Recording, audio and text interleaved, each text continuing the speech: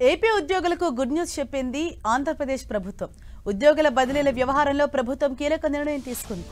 ఉద్యోగుల సాధారణ బదిలీల గడువు పెంచుతూ ఉత్తర్వులు జారీ చేసింది. మే 16 నుంచి జూన్ 2 వరకు ఉద్యోగులను బదిలీ చేస్తూ ఆర్థిక శాఖ ఇప్పటికే అనుమతి తీసుకుంది. అర్హతలపై ఇప్పటికే మార్గదర్శకాలు కూడా జారీ చేసింది. ఇవాళ జూన్ 2 కావడంతో ప్రభుత్వం ఈ నిర్ణయం తీసుకుంది. ఉద్యోగుల ట్రాన్స్ఫర్ విషయంలో గడువు పెంచాలని ప్రభుత్వానికి ఉద్యోగ సంఘాల నాయకులు విజ్ఞప్తి చేశారు. దీంతో ఉద్యోగుల బదిలీల గడువును వారం పెంచుతూ నిర్ణయం తీసుకుంది. ఈ మేరకు ప్రకటన విడుదల చేసింది.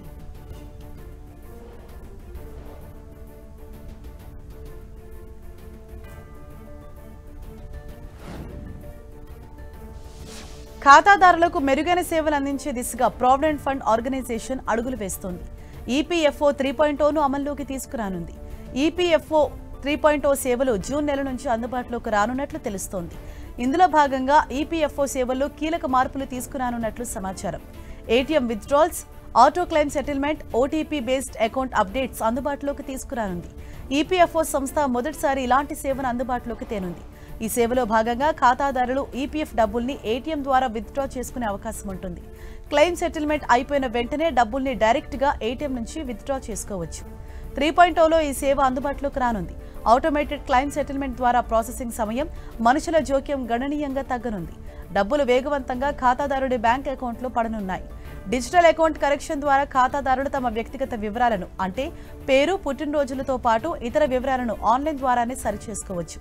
ఇకపై ఫామ్ నింపి సబ్మిట్ చేయాల్సిన అవసరం లేదు.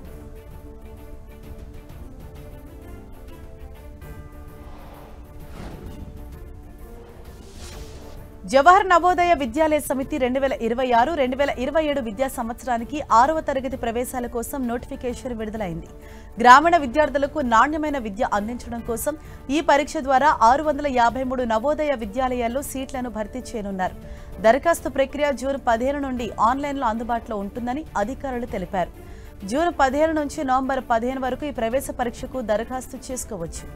అర్హతలో భాగంగా విద్యార్థులు 2025-26 సంవత్సరంలో 5వ తరగతి చదువుతూ ఉండాలని, వయస్సు మే 1, 2014 నుంచి ఏప్రిల్ 30, 2016 మధ్య ఉండాలని అధికారులు తెలియజేశారు. పరీక్ష 2 దశల్లో జరగనుంది. ఆన్లైన్లో దరఖాస్తు చేసుకోవాలని తెలిపారు.